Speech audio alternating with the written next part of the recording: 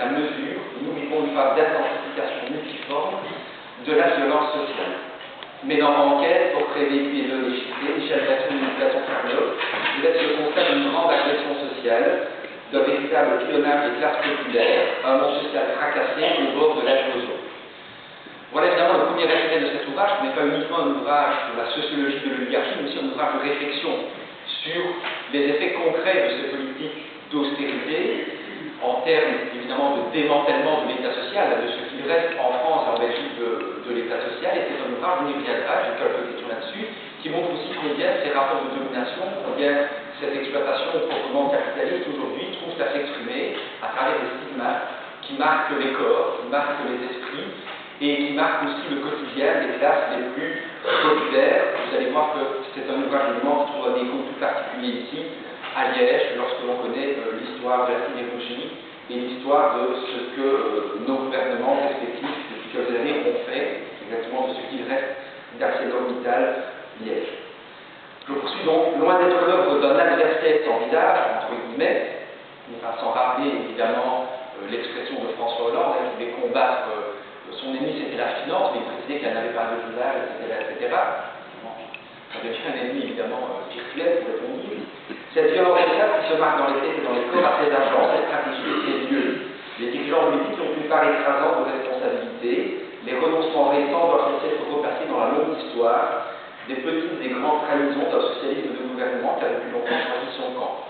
Alors, deux autres éléments qui font qu'il y a une rupture, évidemment, par rapport au discours social et aussi à ce qui se fait généralement depuis l'académie, dans le domaine des sciences humaines et sociales, lorsque l'on pense la crise, c'est précisément de mettre des noms, d'imaginer des visages sur ce qu'on appelle les marchés financiers, le pouvoir des riches. Ici, ils sont incarnés et on voit réellement comment s'exprime la domination à travers des règles de stabilité et des logiques de reproduction.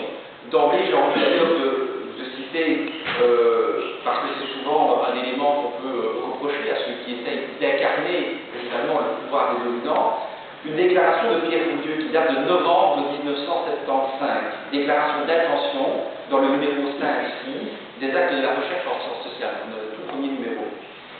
Voici ce qu'il disait: dans un univers où les positions sociales s'identifient souvent à des noms, la critique scientifique doit parfois prendre la forme d'une critique ad hominem. Comme l'enseignait Marx, la science sociale ne désigne des personnes que pour autant qu'elles sont la personnification de positions ou de dispositions génériques dont peut participer celui qui les décrit. Elle ne vise pas à imposer de nouvelles formes de terrorisme, mais à rendre difficile toute forme de terrorisme. Je crois que, à cet égard, en s'inscrivant clairement dans le prolongement de cette citation, on a édité un travail qui permet précisément de dire concrètement qui sont les dominants et donc de fournir des outils pour, aujourd'hui, me semble-t-il, résister à toute une série de politiques. En fait, vous l'avez compris, c'est un ouvrage qui, parce qu'il passe par la sociologie des élites, la sociologie des classes dominantes, est un ouvrage qui, évidemment, ne se contente pas des oppositions traditionnelles, parfois sclérosées par une certaine forme de science sociologique ou science politique dominante. Il y a la gauche, il y a la droite, il y a le progressisme, il y a le conservatisme, il y a l'État, il y a le marché. On voit que tout cela est évidemment éminemment plus complexe. Enfin, je termine la lecture de cette quatrième de couverture. À ceux qui taxent indistinctement de populisme toute opposition à ces politiques qui creusent la misère sociale et font reculer les grandes fortunes, les auteurs envoient le compliment. Il est grand temps de faire la critique du bourgeoisisme. Voilà, donc en quelque sorte, il y a aussi là une déclaration d'intention de dire, si vous nous critiquez de populistes, et il est vrai que l'usage du terme populiste est parfois adéquat pour dénoncer toute une série de formations politiques qui ne sont évidemment pas sur les positions politiques et scientifiques de Monique et Michel Tasson-Carnot, c'est devenu aussi un argument classique des dominants de dire vous êtes populiste dès qu'il y a une dénonciation des effets dévastateurs des politiques aujourd'hui dominants, et donc eux se proposent de faire une critique du bourgeoisisme. Alors, partant de cette quatrième de couverture, j'avais envie de leur poser quantité de questions, et évidemment collinaires et économiques, je n'aurai pas le temps de faire tout.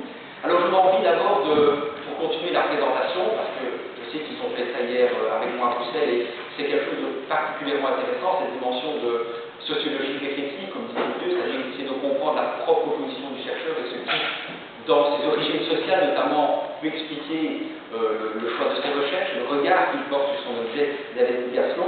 Un passage de l'ouvrage qui est assez long. Moi, je vais prendre un court passage et leur demander d'enlever de réagir et de nous réexpliquer un peu par oui, mais comment ça s'est passé au début. Y compris, s'il le souhaite, je sais qu'il s'exprime assez souvent là-dessus, le rencontre qui en dit long. Nous ne sommes nés ni l'un ni l'autre dans une famille fortunée de la noblesse de la grande bourgeoisie. Nos enquêtes dans les beaux quartiers, le monde des affaires, ont été l'occasion de ressentir de façon récurrente la violence dans les rapports sociaux de domination. Voilà, alors, je ne serai pas plus long, j'ai envie d'emblée d'entendre Monique et Michel nous expliquer un peu comment s'est passée cette rencontre et peut-être d'emblée d'enchaîner sur la façon dont nos travaux, qui s'inscrivent, nous semble-t-il, d'une certaine forme d'hétérodoxie, ont été reçus, y compris dans l'espace de la recherche, dans l'espace universitaire français.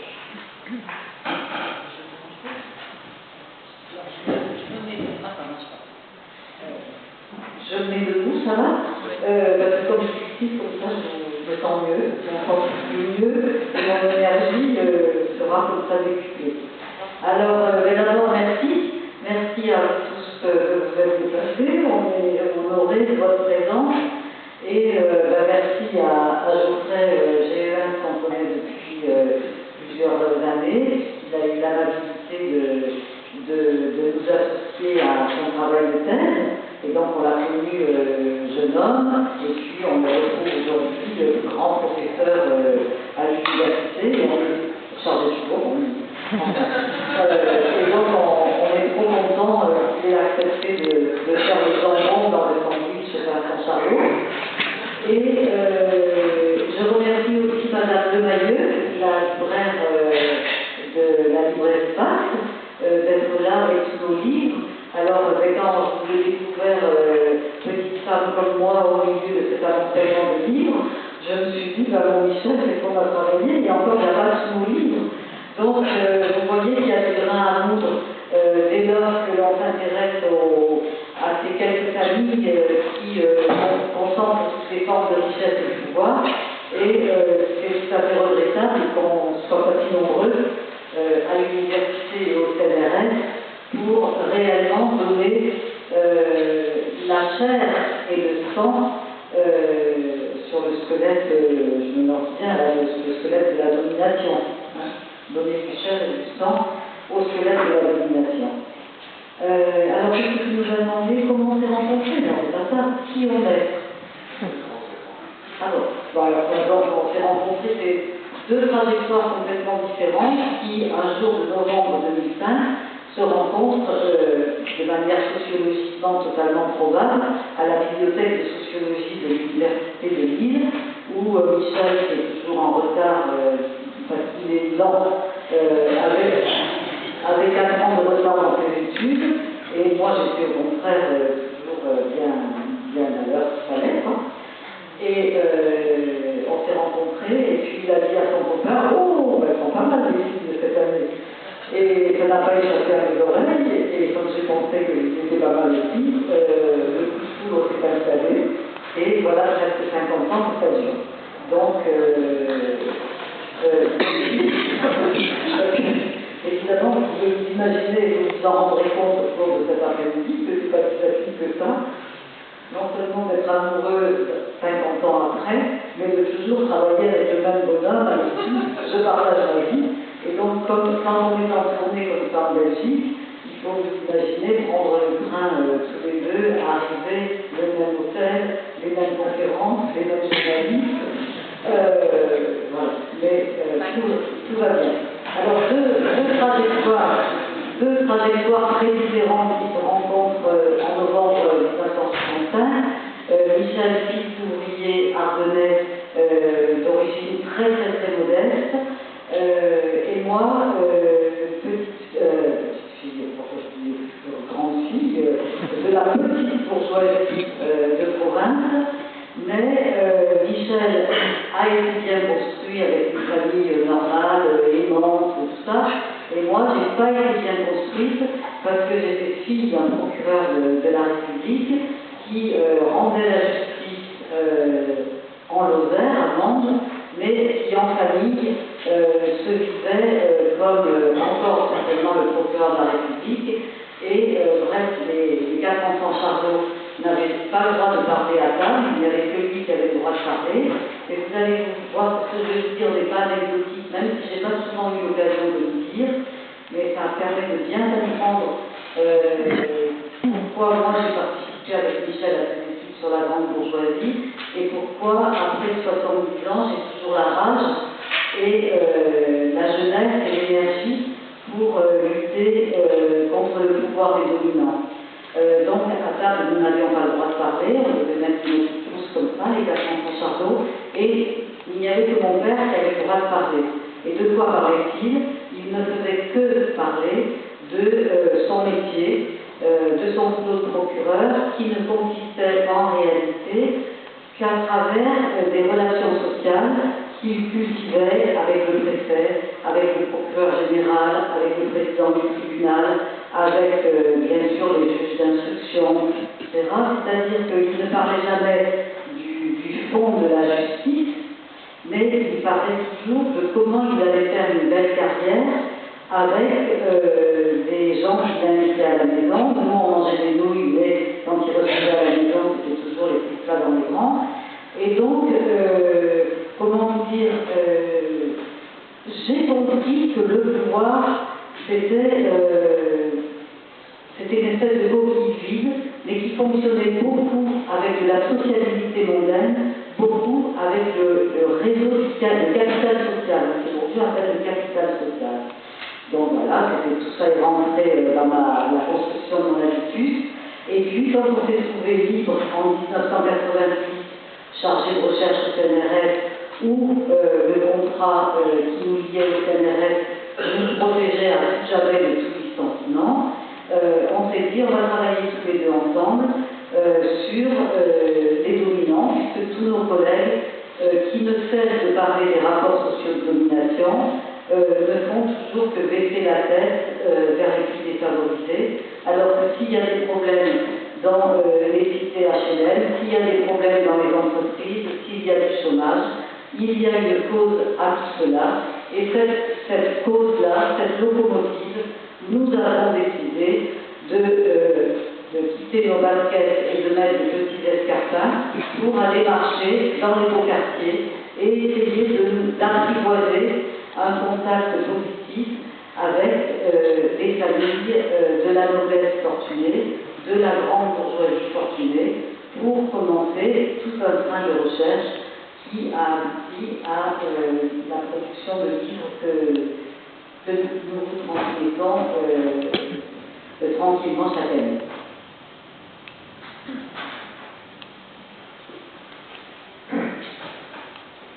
Donc, je vais vous continuer à vous dire la manière dont nous sommes arrivés sur ce sujet. Au début, on était dans une équipe de sociologie urbaine qui travaillait beaucoup sur des problèmes de ségrégation spatiale,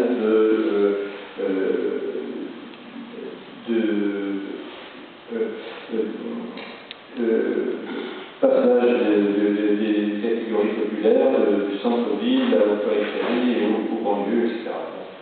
Nous avons été très intrigués, et surtout nous sommes rendus compte que cette ségrégation urbaine, la ville n'était saisie que du côté de là où il y avait des problèmes sociaux, certes, c'était normal qu'il y ait des études, mais en même temps, on ne connaissait rien de ce qui se passait dans les beaux quartiers. Et c'est comme ça que nous avons commencé. Notre premier livre s'appelle Dans les beaux quartiers, en faisant un clin d'œil à Aragon, qui est un des romans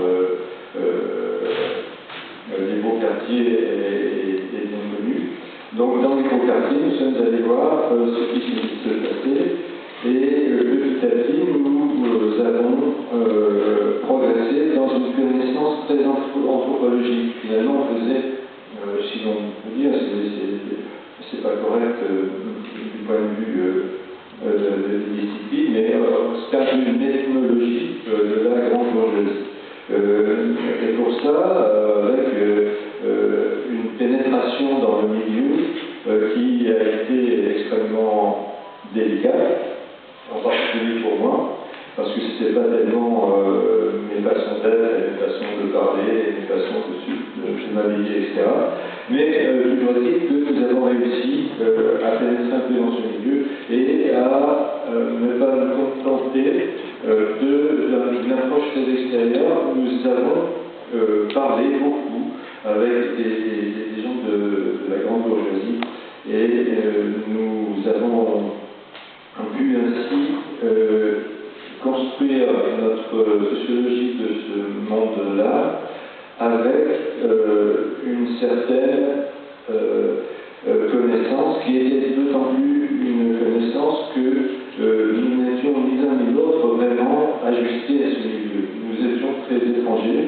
Moi, sans doute plus que Monique, qui a parlé du café, qui est invité à l'hôpital de la préfecture chaque année. Moi, la préfecture, je n'y avais jamais mis les pieds. Donc, il y avait une différence, mais en même temps, elle se complétait. Et nous n'étions pas comme des poissons dans l'eau dans cet univers-là, et vraiment, nous nous sommes rendus compte en profondeur que nous avions affaire à une catégorie sociale qui n'était pas assimilable aux classes moyennes, qui n'était pas assimilable simplement à l'idée de profession, à l'idée de profession supérieure, d'études, de longues études. Il y avait autre chose, il y avait aussi l'argent, et ce n'était pas seulement l'argent. Et nous avons engagé notre travail avec finalement ce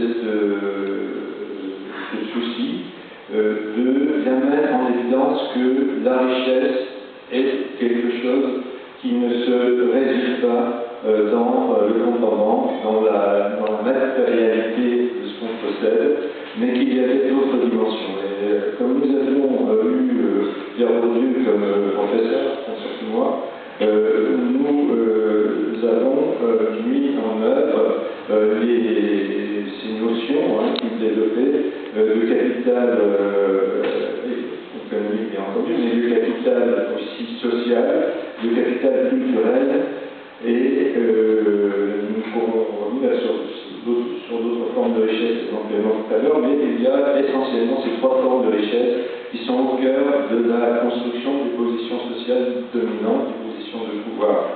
Alors, on ne peut pas ici développer tout ce que nous avons vécu et travaillé.